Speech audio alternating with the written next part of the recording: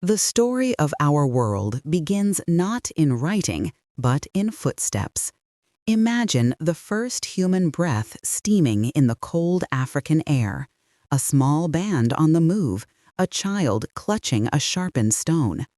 For millennia, humanity read the seasons, following the herds. But then, a revolution began with a single seed. We learned not just to find food, but to create it. Fireside camps gave way to permanent fields. In the Fertile Crescent, wild wheat was tamed, bending to the human hand.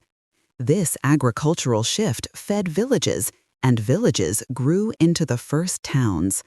Along the great rivers, the Tigris, the Euphrates, the Nile, civilization took root. Cities rose, and with them new ideas, writing on clay tablets, codified laws in public courts, and temples that organized labor and belief. What unites scattered people? Shared stories, organized systems, and the security of a full granary. Great empires from Persia to Rome understood this. They built not just with armies, but with roads, couriers, and common currency. Networks expanded, and ideas traveled with goods. The Silk Roads swelled with merchants and monks, trading not only silk and spices, but philosophies and faiths. Buddhism, Christianity, and Islam crossed deserts and oceans, carried in the minds of travelers, reshaping souls and societies. A shared belief became a passport to a wider world, connecting continents long before they were fully mapped.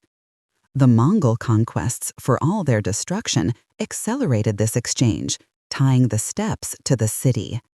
Then, ships crossed the great oceans, linking the old world to the new, forever changing the biology and balance of power on Earth.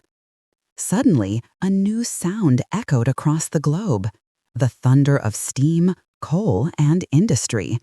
In the brick mills of the 19th century, fire was no longer just for warmth, it was harnessed to drive iron engines. This was a new kind of power, one that remade work, swelled cities, and sharpened the talk of human rights. But this industrial age also created a vast divide. As nation-states formed, their empires chased resources across the globe, and the contest for power erupted into two devastating world wars. In the uneasy peace that followed, old empires crumbled. New nations found their voice, while two superpowers locked the world in a tense Cold War. It was an age of anxiety that also accelerated science, taking us from the vaccine to the satellite in a single generation. Today, the echoes of this entire journey are all around us.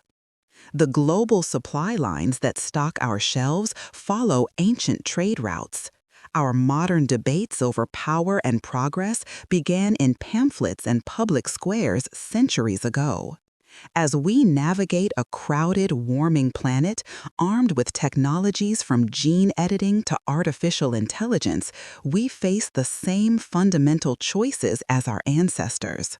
The next chapter of world history is not yet written. We are the ones writing it now.